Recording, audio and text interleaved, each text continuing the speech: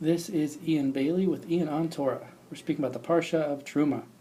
These Parshot discuss the building of the Mishkan by Moshe and Bezalel. There's a famous midrash that we're going to deal with from Brachos 55a. So in the Torah, if you look carefully, look around, the sages understand that Hashem told Moshe that the way the building should go of the Mishkan should be that they build the building first, and then some of the vessels, the items in the Mishkan. When Moshe tells Bezalel the order, he appears to flip it, that Bezalel should build the vessels, and then the building the Mishkan. So the Gemara deals with why. The Gemara deals with how it happened.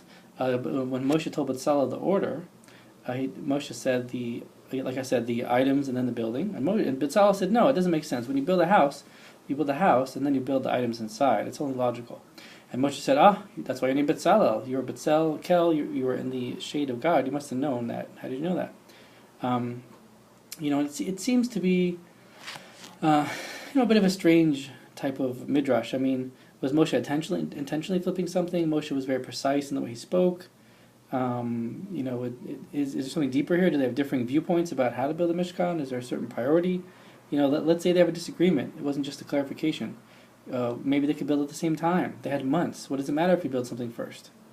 So I think it's a midrash. It's meant to teach us something as a deeper idea. Moshe and Bezalel had similar but contrasting sort of services that they did. Moshe was someone who his whole purpose was to give over factual information, and after that he was a life coach and taught the philosophy and the other components. And that's reflected in his analysis of how the building should be built, how the Mishkan should be built. He thought that you should build the items and then the building. Moshe is sort of a halachic man.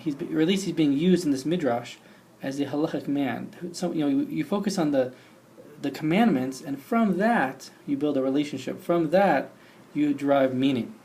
Many people feel this way. What's the halacha? What's the law? Let's go with the law first. Other people like to find deeper meaning and understand the relationship with God, and then after that they're compelled to do the commandments.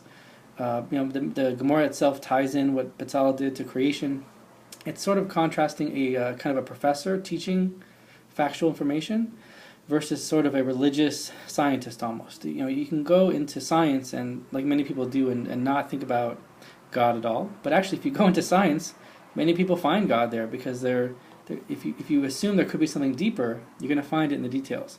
So to build the building and then the items is reflecting a philosophy that someone wants to know: is there a higher power? Is there something credible out there? Is there a relationship? And then after that, the details come, and it's reflected in different hashkafa, most of different philosophy books, different opinions. Whatever works for you. If you're the halachic man, start there. If you're somebody who still cares about halacha but needs a philosophy, then you should search for the building and then the vessels. Moshe and Bezalel.